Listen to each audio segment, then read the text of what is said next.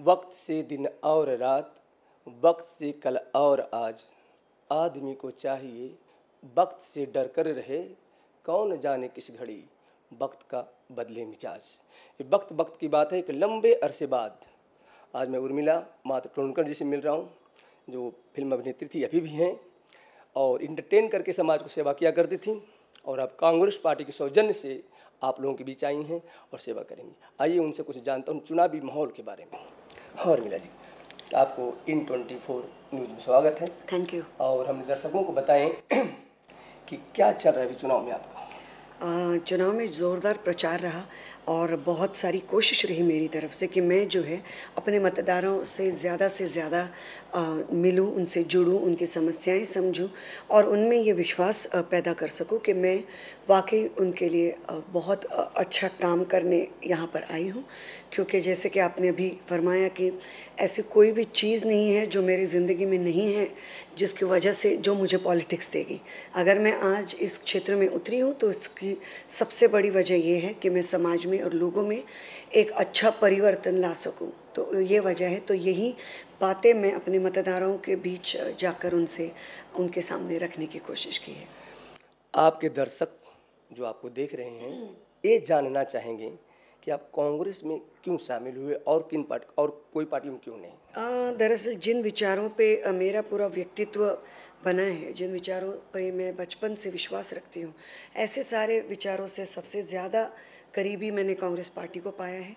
और वो विचार मतलब सर्वधर्म समभाव, विविधता में एकता, सारे देश को हर एक व्यक्ति को सेम अधिकार मिलने की जो हमारे संविधान में एक चीज़ लिखी गई है, और सबको लेकर विकास की ओर बढ़ने की सोच, ये सारी चीज़ें मैंने कांग्रेस पार्टी में पाई, इसलिए कांग्रेस पार्टी। जी, हमारा चैनल भी मैं कोलकाता पूरे देश में घूर करके आया हूँ। आप मैं ये कहते हुए लग रहा है कि आपका पार्टी जो है कांग्रेस पार्टी एक कन्फ्यूज नहीं है। जी कन्फ्यूज कौन? कांग्रेस पार्टी। किसने कहा? आप कह रहे हैं? न, मैं नहीं कह रहा हूँ जी, बता रहा इसलिए कि प्रियंका गांधी जी बनारस से चुनाव लड़ने की ऐलान की थी, घोषणा की थी कि अगर मुझे ठीक है, अगर मुझे इजाज़त मिला तो मैं लड़ूंगी। और सारे कांग्रेसी में माफ कीजिए, मैं जो सुना हूँ ये मैं अपने मन से नहीं बोल रहा हूँ, सारे भारतवर्ष के कांग्रेसियों में एक उमंग था, एक जोश था कि अरे इंदिरा गांधी जी की झोरेक्स कॉपी बनारस में मोदी जी को टक्कर देंगे। लेकिन अचानक बैठ जाना या चुनाव न लड़ने का ऐलान करना, एक कांग्रेसी में मायूस हो, ऐसा आप बताइए।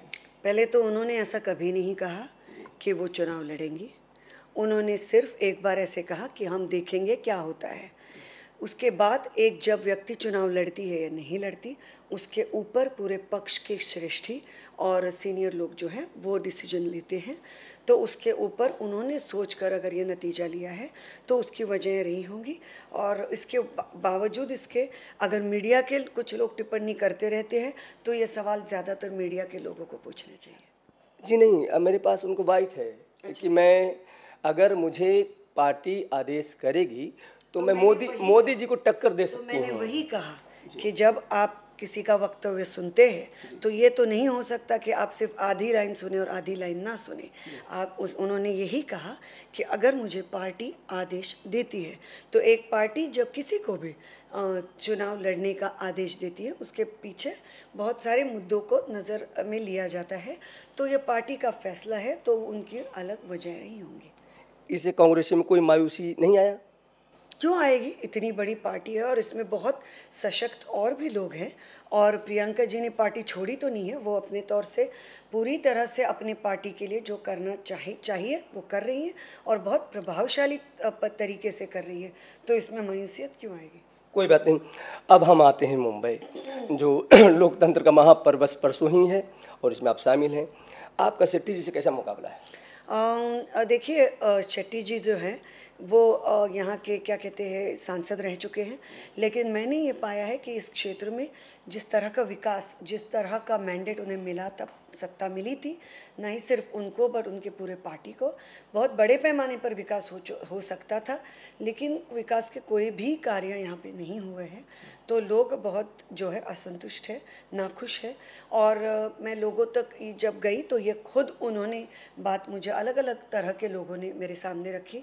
तो जाहिर सी बात है कि ये जो बदलाव है, लोगों के बीच का जो परिवर्तन है, वो ज़रूर 23 मई को लोगों के सामने आएगा। इतने चुनावी कैंपेन में, इतने दिन जो आप चुनावी कैंपेन की, इसमें जीतने के लिए आपको क्या उम्मीद लग रहा है? आपको कैसे? मुझे बहुत उम्दा उम्मीद है कि ज़रूर ये मत परिवर्तन जो है 23 मई को लोग दुनिया को दिखा देंगे। जी, एक और आपके मतदाता जो परसों आपको वोट देंगे, ये जानना चाहेंगे, और हम सुने भी हैं मीडिया के सौजन्य से, और घूम रहे हैं हम लोग दिन रात, कि उर्मिला जी अगर आज से 5 साल पहले या और पहले कांग्रेस पार्टी या किसी पार्टी में शामिल हुई होती तो इसका नज़ारा कुछ और हुआ होता, इसका परिणाम कुछ और हुआ होता।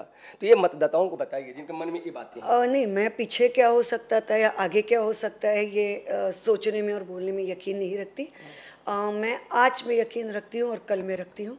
तो आज मैं यहाँ हूँ और अपनी पूरी शिद्दत और अपनी पूरी सच्चाई के साथ हूँ, और अगर ऐसे एक पक्ष के साथ खड़ी हूँ कि जो केंद्र में सत्ता में नहीं है, तो अपने आप में मेरी देश के प्रति जो निष्ठा है वो उसमें दिखाई देती है साफ साफ तरह से। तो मुझे पूरी उम्मीद है कि मेरे जो मतदार हैं, और ना ही वो कि पूरे देश की जनता जो है ये बारे में भी ज़रूर सोचेगी और अपनी राय खुद बनाएंगी, और मेरी शिद्दत और मेरी सच्चाई उन तक ज़रूर पहुँचेगी। अपने चाहने वाले मतदाताओं अंत में क्या कहना चाहेंगे? मैं यही कहना चाहूँगी कि एक ऐसा वक्त आ चुका है जब 2019 के जो चुनाव है हमारे देश के लिए बहुत महत्वपूर्ण है, क्योंकि ये चुनाव ये तय करेंगे कि हम लोकतंत्र में भी रह पाएंगे या नहीं। और इसलिए और एक बार फिर विकास के रास्ते पे इस देश को लेकर जाने के लिए, ना सिर्फ बातों में उलझा के रखने के लिए कांग्रेस पार्टी की ज़रूरत है। और मुझे पूरा विश्वास है अपने लोगों में कि ये मत परिवर्तन वो अपने वोट्स के ज़रिए ज़रूर दिखाएंगे। तो अभी आप इन 24 न्यूज़ में देख रहे थे उर्मिला मातोंडकर जी को। कैमरामैन देवानंद सिंह के साथ मैं संजीव कुमार पांडे, मुंबई।